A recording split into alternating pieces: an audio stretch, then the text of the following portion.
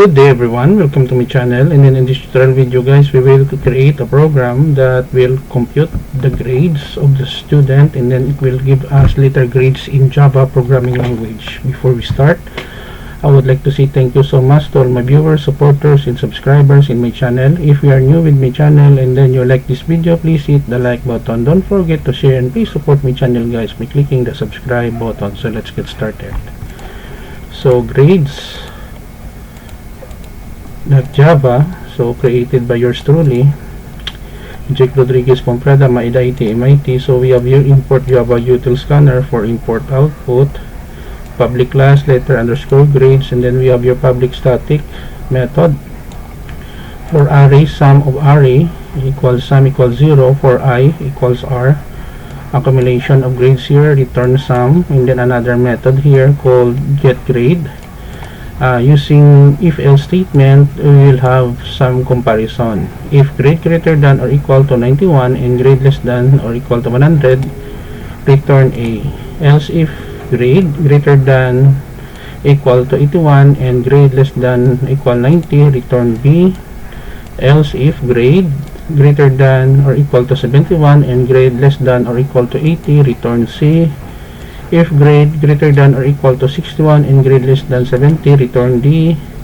Else if grade less than or equal to 60, return E, return 0, and close. And then in our main method, we have here the title, letter grades in Java, number of grades, scanner, number of grades equals input mix int, integer, so declaration of number of grades here.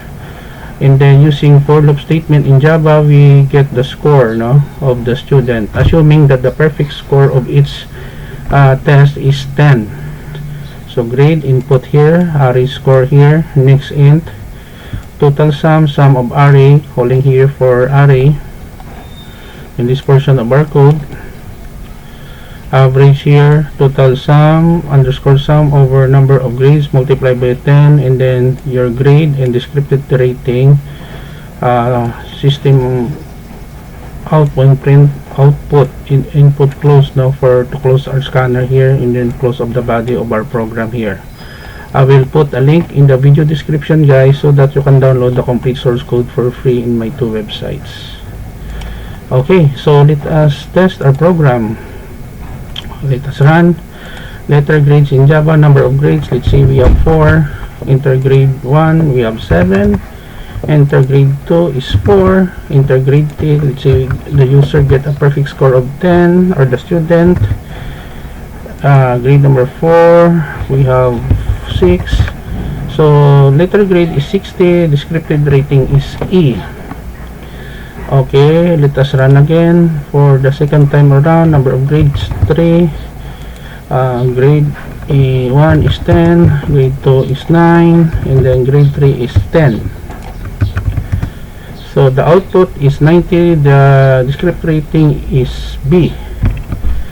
So this is the end of our tutorial video on letter grades in Java programming language. I hope that you learned something new in this short tutorial video.